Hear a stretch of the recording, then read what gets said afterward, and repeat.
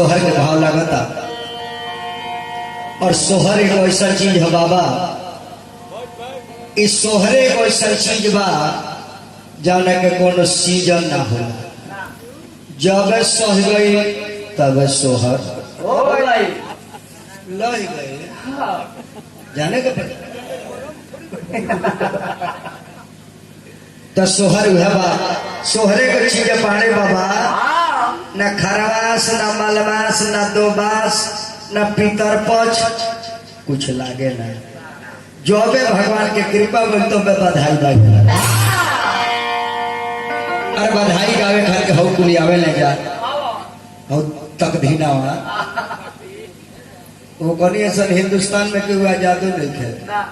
एक नंबर हिंदुस्तान में केहू आजाद बताऊ है बाड़े से। न खाने में दाम, न पहनने में दाम, न घूमने में दाम। रेल उसका बाप का है, होटल उसका दादा का है। हाँ का कहता वही में कि तू वो जानता नहीं। हमरे के एगो मीरगंज में बात वो पूरा तीनों जिला का अध्यक्ष बा और मायावती के सरकार से टिकट लेके आई गया। अब मार पहले देखनी साल भर शिव चर्चा करो मसा 5 गो गाड़ी से मेहरान के ले जा ले आवा ले जा ले आवा। अब के शिव चर्चा करता रे कि यही में सौ गठन कोइले बने आज देखी तो इलेक्शन वाले लगन भगवान के कृपा को सलवार में जीत को काहे कि केकरा खातिर जियत लोग खातिर लोग ही खातिर। तो सोहर के भाव लगता नहीं ना।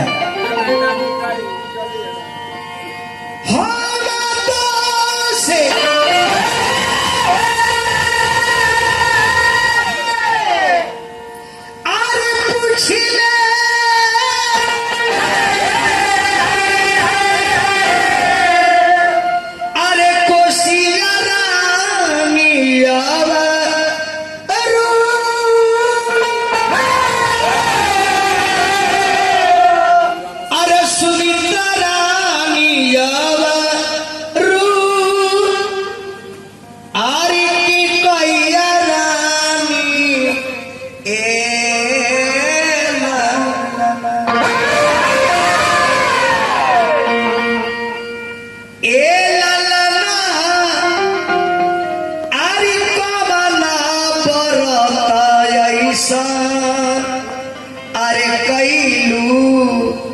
तपुत्र फलवा अरे पावेलू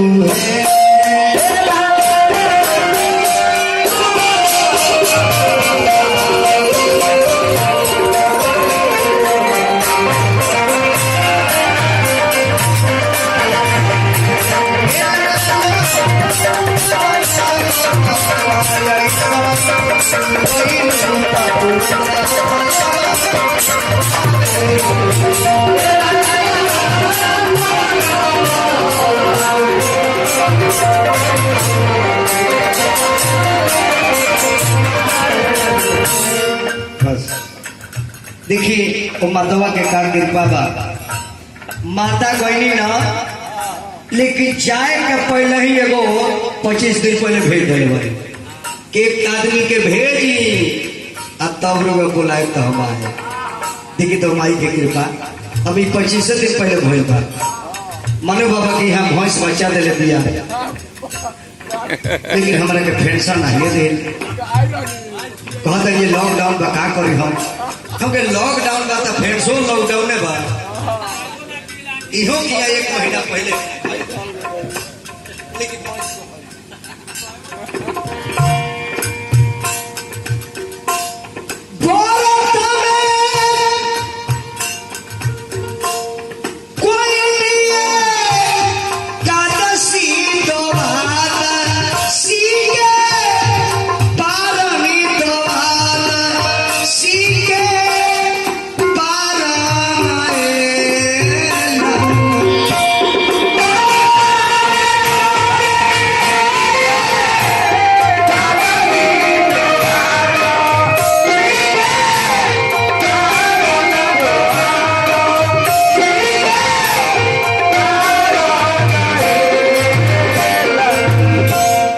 छोटे भाई मारे बाबा के तरफ से सोहर पर सैकड़ों सैकड़ों रुपया मिल भगवान से निवेदन करो। असो शादी भगवान खुशी खुशी से विवाह कराई और अगला साली हो के द्वार पर सोहर हम लोग का दिया। पहले बेटा हो जो मैं हम लेके सोहर गाई जा ना हरी बाबू तू तो आइबो न तार कमे उम्मीद बा अभी हमें नाश्ता फल में गड़वा देवे दे फेरे जिया हो नहीं तोरा हमरा डर बा हम ओई तबे पहुंचे बारात में 10 गो पौड़किया लेके जाए तोर कोनो तय लेके भाग जेबे। ध्यान दे एकादशी एगो ऐसा पर्व है नैना जी तू तो मड़वारी हो आ धर्म के बहुत माने वाली हो। एकादशी एगो ऐसा पर्व हर महीने में एकादशी होला। एकादशी 81 गो ये लगातार क देव तो जन मुंह से निकाली तब हो जाए। लेकिन मैं वर्जित जानता रुका है जहिया व्रत रहे के पड़ी वो दिन झूठ साजना बोले के पड़ी। आई है हमारे से बर्दाश्त हो ना हमने के तकीरी डूबत डूबत 5055 गो बूढ़ी में सारा पावर हमारे के अपने खत्म कर दिलो न तो आज भी कहो चीज बा मंत्र बा जितना श्लोक बा जितना वेद पुराण जितना बनल बा सब सत्य हो। डायल हो झागुनी सब ठीक हो ये सब सत्य हो समय पर तारा बुझाई है। 81 के चावल ना कहले ओमे एगो चावल अलगे होला ओकर चावल अलगे होला उ चावल से कटबा ना कटाई ओकर झोल भी झारे के तोड़ 81 को 81 कले मनोकामना पूरा। अभी रामचरित मानस में एगो गारंटी बा रामचरित मानस में अयोध्या कांड बा में अयोध्या कांड में जहाँ लिखल हो के देखे पढ़े न राम 4 भाई शादी करके दुल्हन लेके आ गए बड़े। जब ते राम ब्याही घर आए ये चौपाई के बाद श्री गुरु शरणा आई आ ओ दोहा के बाद अंदर के चौपाई से पढ़ दी आ फिर जहाँ दोहा आवे समाप्त कर दी। प्रतिदिन वह क के देख ली जीवन में कहियो बगली में 100 रुपया खाली ना हुआ। इनमें कौन दवाई लगे तो बात लेकिन विश्वास हो तब न हाँ सबे हुए करे लगे लेकिन वो नियत से करिए तब न होई। अब बैठल वाले पूजा पवन बा पूजा पर मंदिर में चल जाता है पूजा करे आगे मूर्ति बा आ पीछे चप्पल धैले बा तमेव माता शक्तिता माता वो है पिता ही चप्पलो हो एक ही डर वाली का पूजा में अजुरा जाता है कोनो नाप के लेके चल जाए। अरे ले जाए वाला के ले जाए तो दुख दली देता है चल जाई अरे तू पूजा कर फिर चप्पल जूता मिल जाए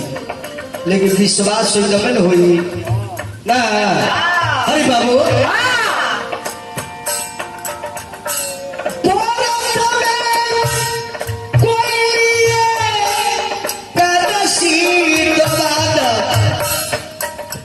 पारण के टाइम बा कबो पारना ना हुई। एकादशी में लम्हर द्वादशी ये कावना बजे है पारण करे भाई टाइम टेबल ठीक रहे के जब जब तब हो जाएगी लागी तब नहीं होगी काहे हमारे बच्चे महसूस नहीं के बेदना ना होला मर्दो के होला अंतर इतने बाज मेहरारू को बेरा होला आई लोग करे जाई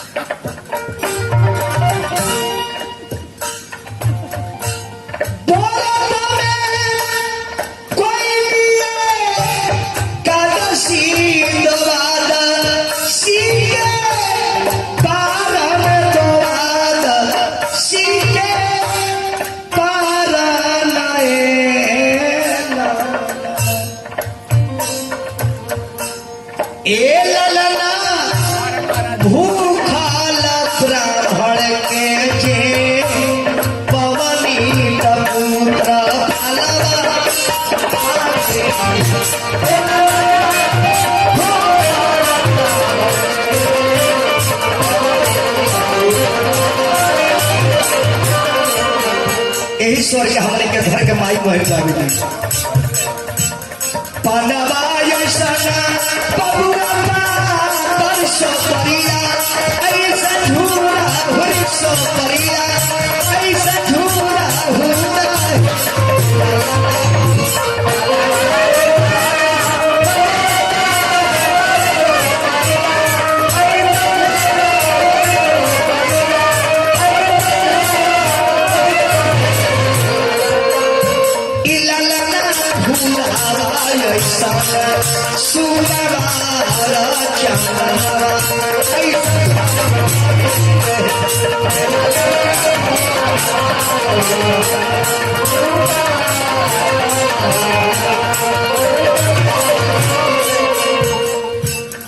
मानू बाबा के चाहिए बबुआ हुई है गिरी साबका में रही है गिरी साबका में रही है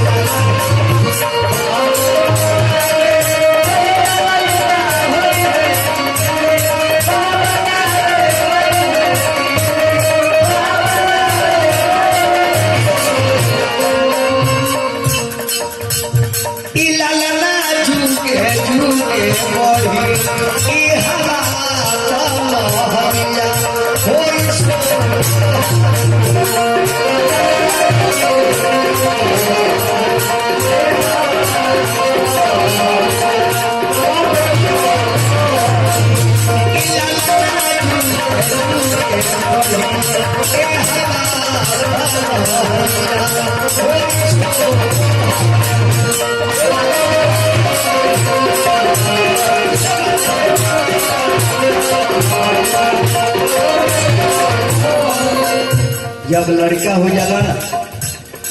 बाप महतारी के कितना कल्पना रहेला। ये पेड़ हम लगौले वाली एक छाया हम बैठब अब फल भरी तक खाए आ वो पेड़ यदि तैयार हो जाओ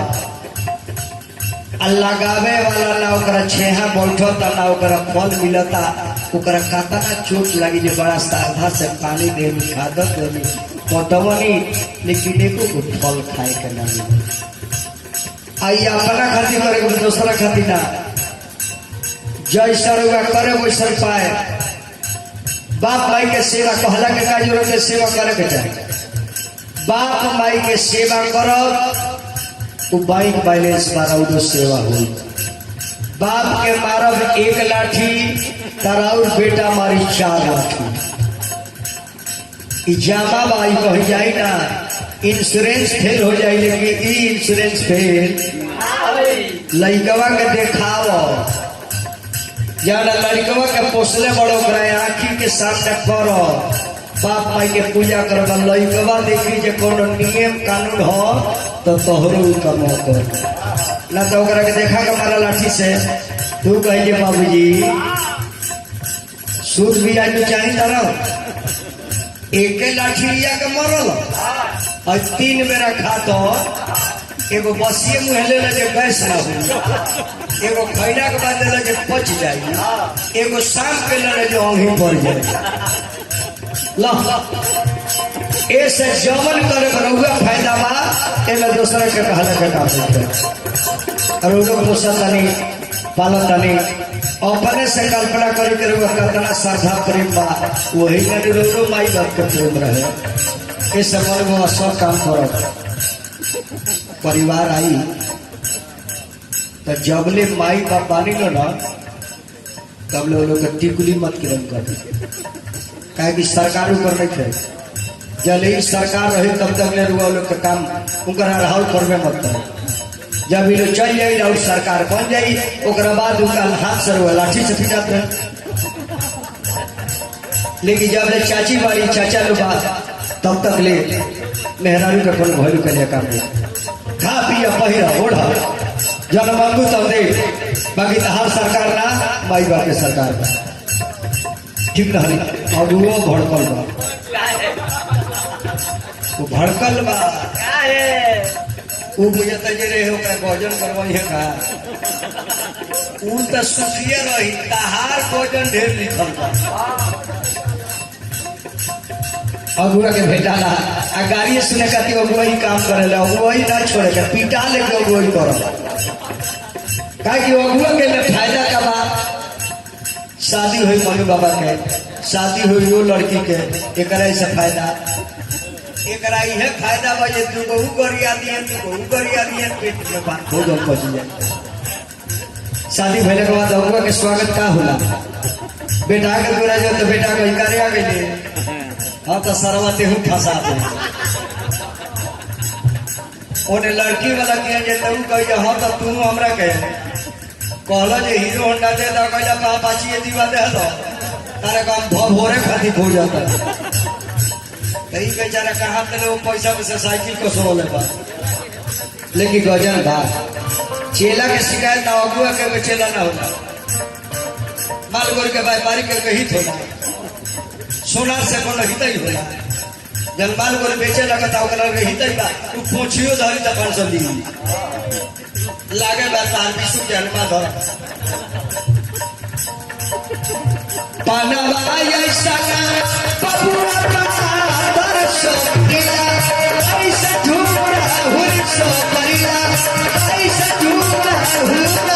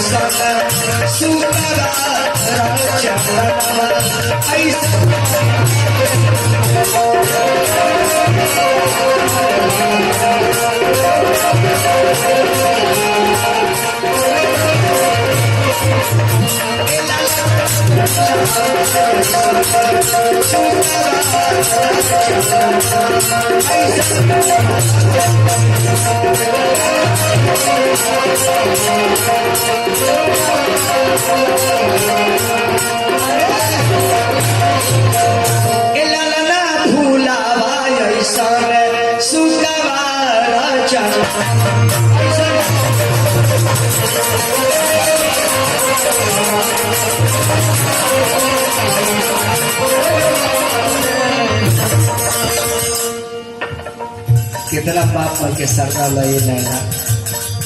हमने को पोसले बड़ी जानत ना लड़का जब हो जाला तब मन करे कि कब तनी खिलाव लायक हो खिलाव लायक जब हो तब मन करे कि कब तनी माऊ बने अब माऊ बने तो बुझाई कि कब तनी खाड़ा हो गया देखी कितना साझाबा तू पौधा लगावे वाला के अये बरा हमारे से बेटा खाड़ा होता रहा तो बाप भाई के सुख खातिर ना होगा गहू के खातिर जब लड़का बाबू बन के चलेला आ 3 चकवा एगो गाड़ी होनी सब सबसे बड़ा VIP लोग हो गइल बा पहले मेला में 3 नहाए जाओ ना बदर जी त 3 चकवा गाड़ी उहे लइकवा धर लिया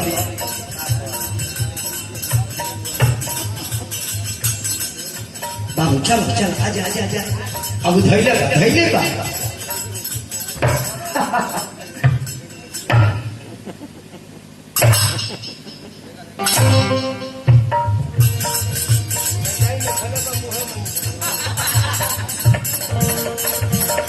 यही में को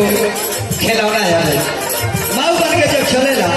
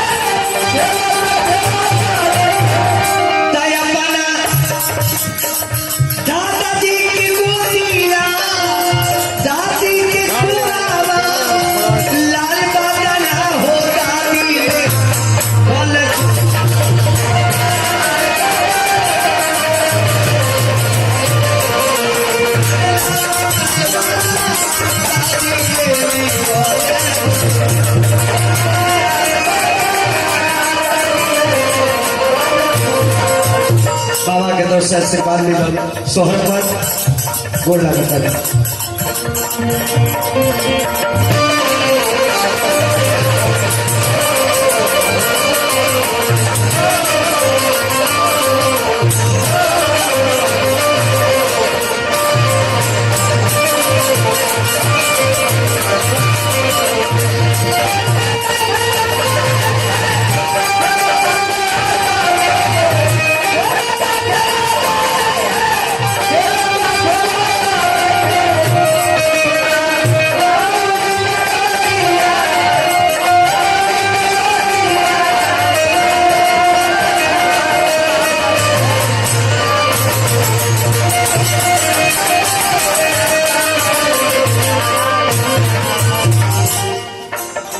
और करा जा रहा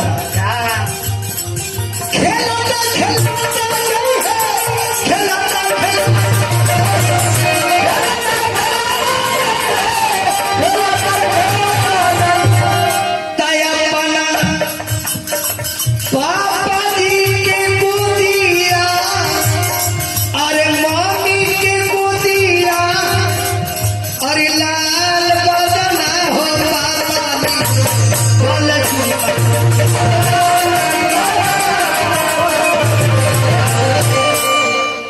बबुआ के पापा जी की तरफ से, लेकिन मामा हकीमा नहीं खेला जाता। पापा के मतलब महाराज बहुत लमहर को होला, हालांकि सोहर का रुपया पैसा के चीजे ना हो, एमे कोनो चिन्हा देवे के पड़ेला, कोनो चिन्हा में लगेला ताकि वो खर्चा ना होकर लौकत रहे। तो हमरा के एक खान कहना को चानियों को भेजवाई, आहे लोग का खुरपी लिया के दगवा दी, आएगा का फार से डालना, इनका सड़वाह जरूरी था।